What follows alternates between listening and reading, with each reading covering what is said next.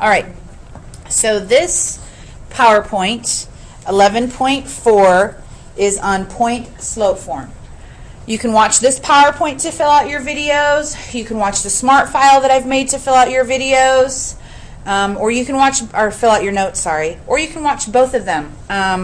Both of them are exactly the same, just one is in PowerPoint form and one is in smart file.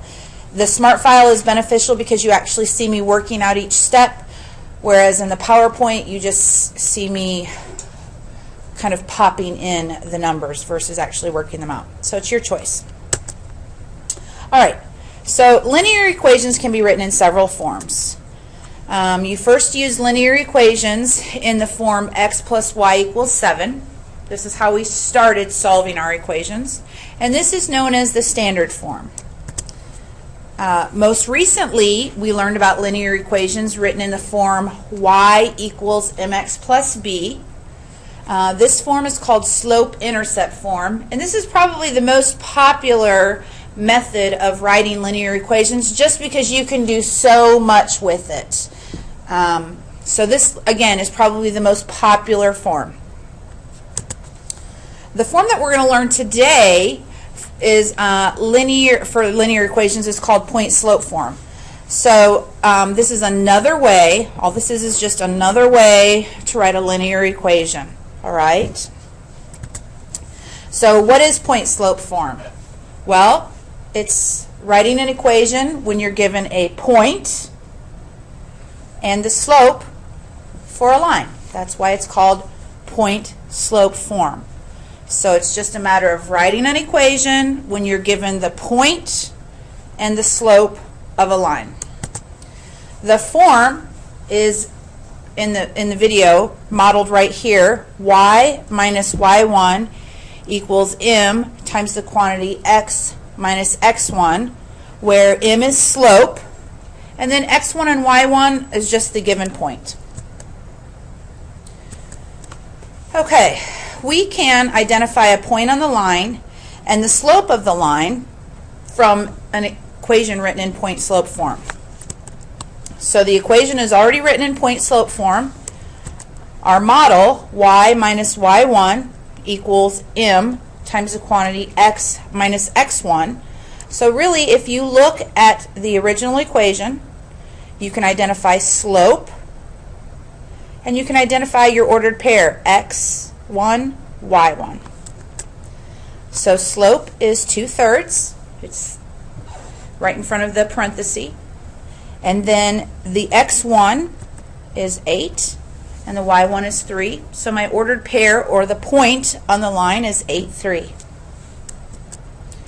All right, we're going to do the same exact thing. Again, we're going to identify the point and the slope of the line given an equation written in point-slope form. I have the equation y plus 5 equals negative 5 times the quantity x plus 3. I really want to model, I want this equation to model the point-slope form. So instead of x plus 5, I really want it, or sorry, instead of y plus 5, I really want it to say y minus something. So we need to rewrite that. So in order to do that, I need to change that plus into a minus, a negative.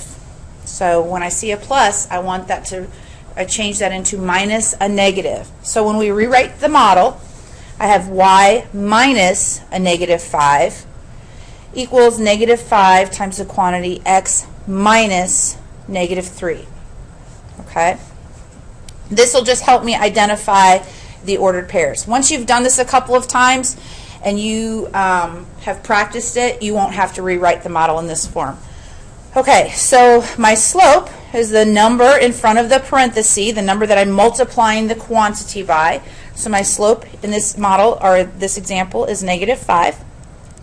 And then my point, or ordered pair, is my x1 and my y1 term. So if I look at the model and then look at my equation, I can see that my x term is negative 3 and my y term is negative 5. So the ordered pair is negative 3, 5. We can also write an equation of a line given a point on the line and the slope using point-slope form. So instead of looking at an equation and identifying the slope and a point, we're going to take a point and a slope and write an equation. So we're going to do the exact opposite of what we just did in example A and B. So I'm given a line with a slope -3/4, and it passes through the point -5, 2. So I'm given the slope, and I'm given a point on the line. So I'm going to model the equation y minus y1 equals slope times x minus x1. So when I plug in those numbers, I have y minus 2 equals -3/4 times x minus a -5. But again, we don't normally write minus a negative. We actually rewrite that, and we're going to turn that minus a negative into a plus.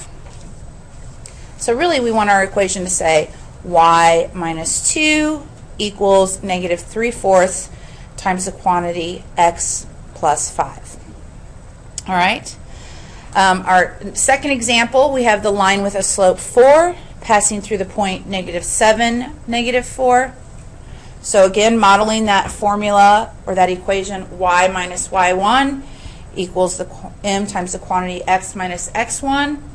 I'm going to plug in these values. So really I should have y minus a -4 times the y minus -4 equals 4 times the quantity x minus a -7. All right.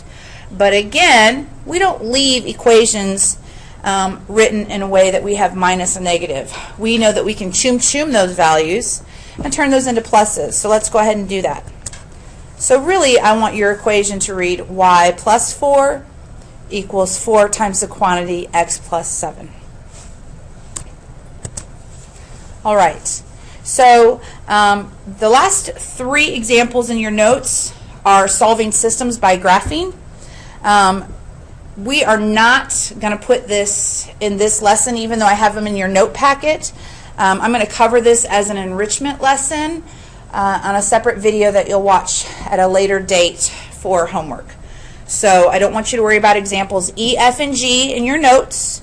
We're going to use that solving systems by graphing as an enrichment activity, probably an extra credit. So you're finished.